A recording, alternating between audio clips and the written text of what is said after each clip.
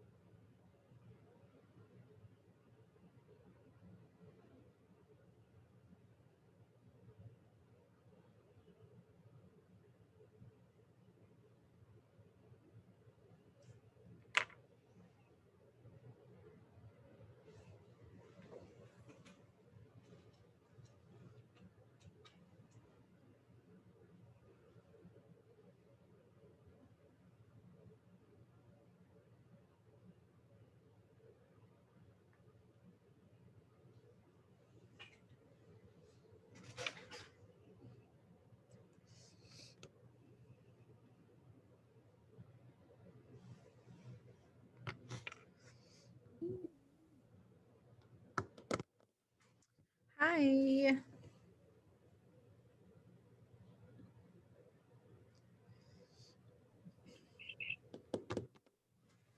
We are waiting on Kayla and Madison.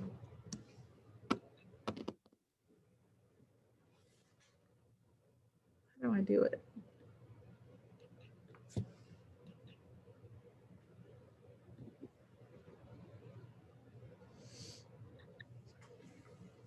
Here's Madison.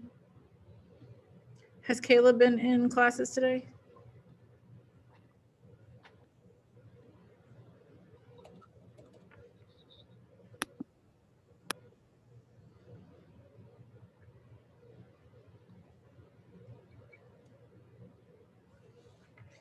I'll just wait a minute to put in the attendance. Our bell schedule is not right. Like our bells aren't on correctly. They're like 2 minutes fast. It's really annoying. Here comes Kayla.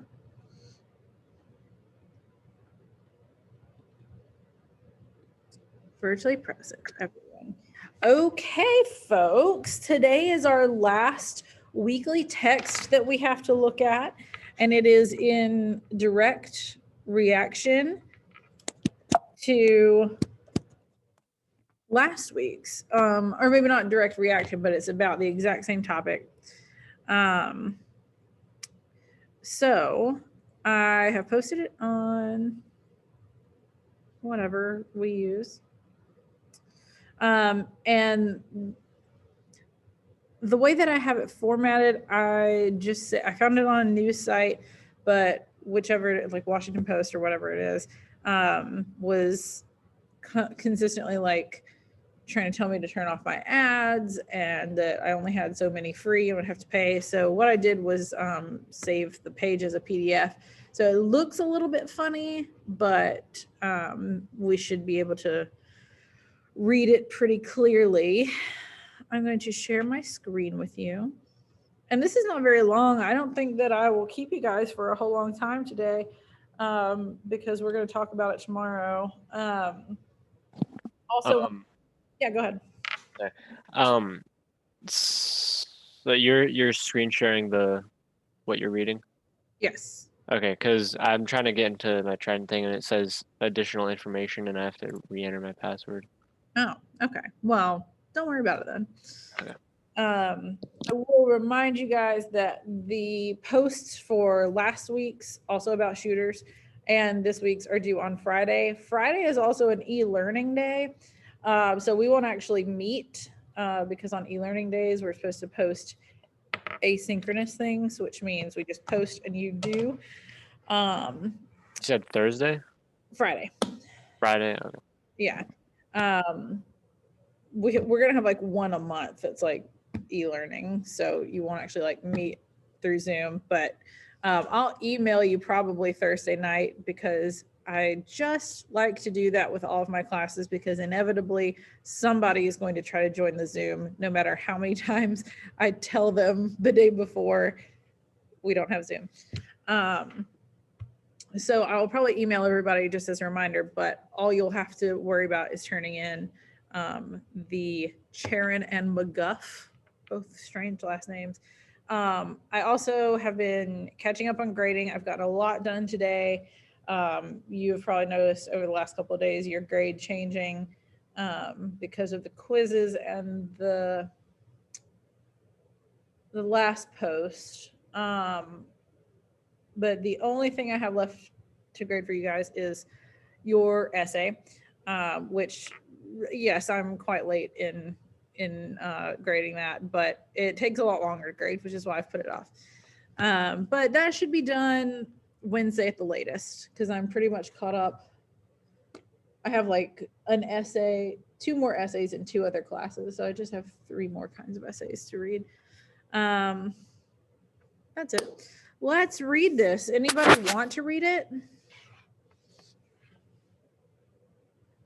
Okay. This is an opinion piece. A mass shooter's name is part of the story. Concealing it is silly and self-important. Anderson Cooper did not write this, by the way. LA Times, that's the newspaper that did this. Okay. And I hope that this is totally, like I hope stuff like this doesn't get in, I don't think it does. I looked at it beforehand. It's fine. Okay. Wait, can you define self-important? Like you think your opinion matters more than other people's. What? You have an inflated sense of your own importance. So they're saying if you what? How did I go? Yeah, I don't really know yet why it's self-important.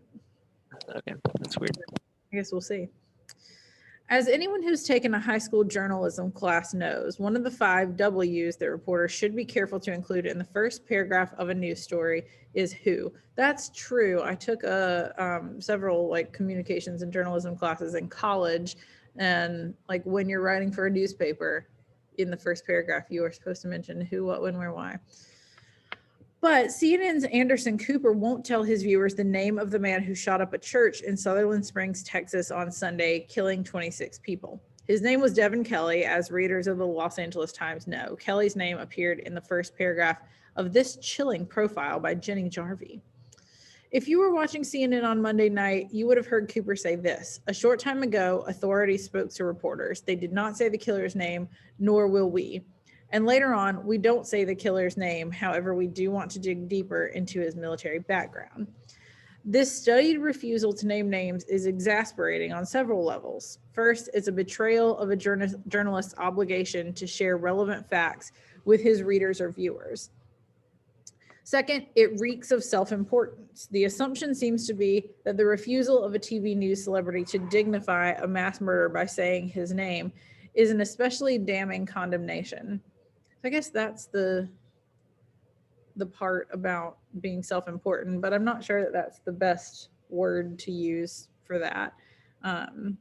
Like Anderson Cooper thinks he's too important to like deign to say this guy's name. I don't think it's that, but that's for discussion times. This may reflect a larger problem with the self-image of television journalists. Unlike print reporters, TV reporters and anchors seem to see themselves as the conscience of the community, if not the nation, as well as arbiters of virtue. Cooper is also the co-host of CNN Heroes and All-Star Tribute, in which the network salutes everyday people who are changing the world.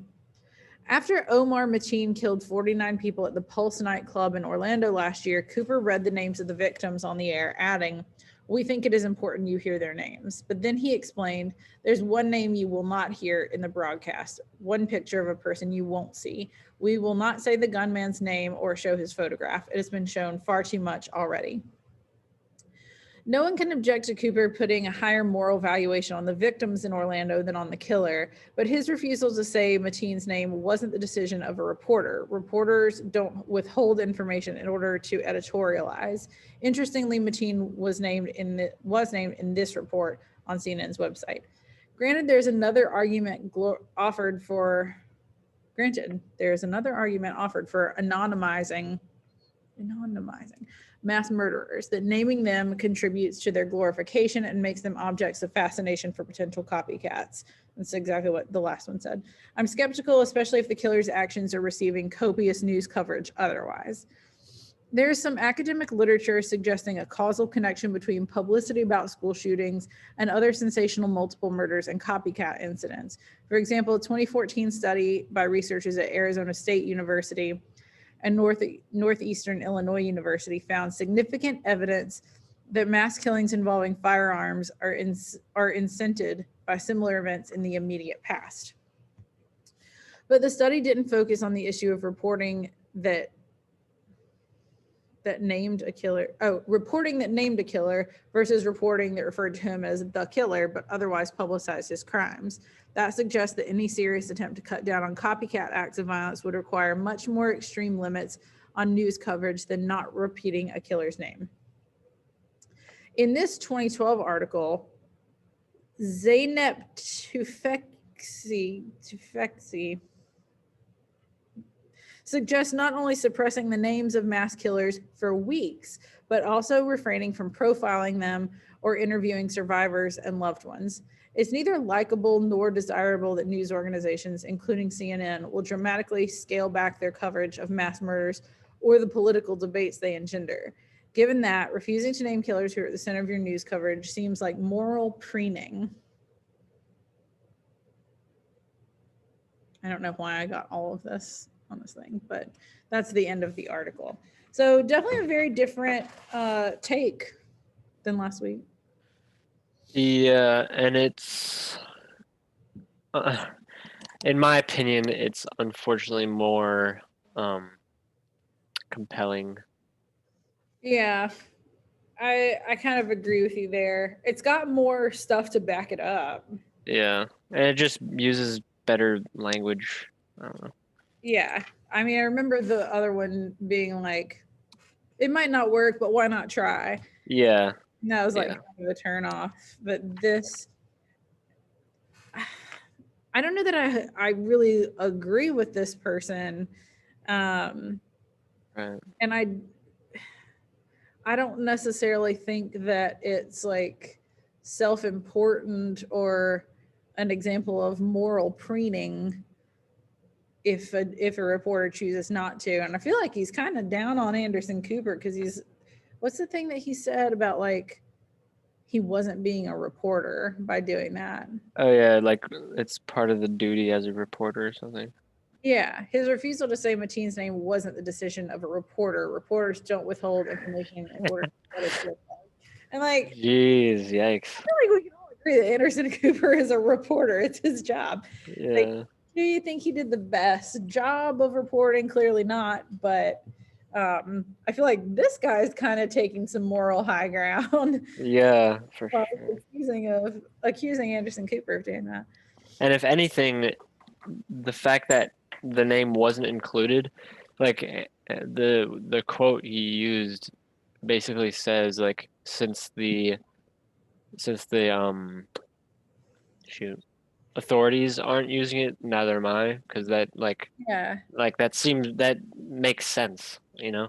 Yeah, 100%. Like if the authorities, like if the police are not using the name, maybe there's, something to be said for that. And Yeah. not necessarily think that a reporter should be the first one to do that. But I also recognize that a lot of reporters would probably take this guy's opinion or like take his side too and be like, it's our job to report all the facts. And these people are Yeah. not reporting all the facts. That makes sense.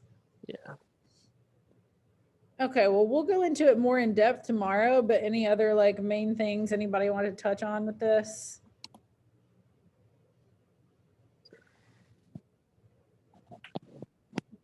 All right, short class, but I don't mind. I will see you guys tomorrow. We'll talk about it then. See ya.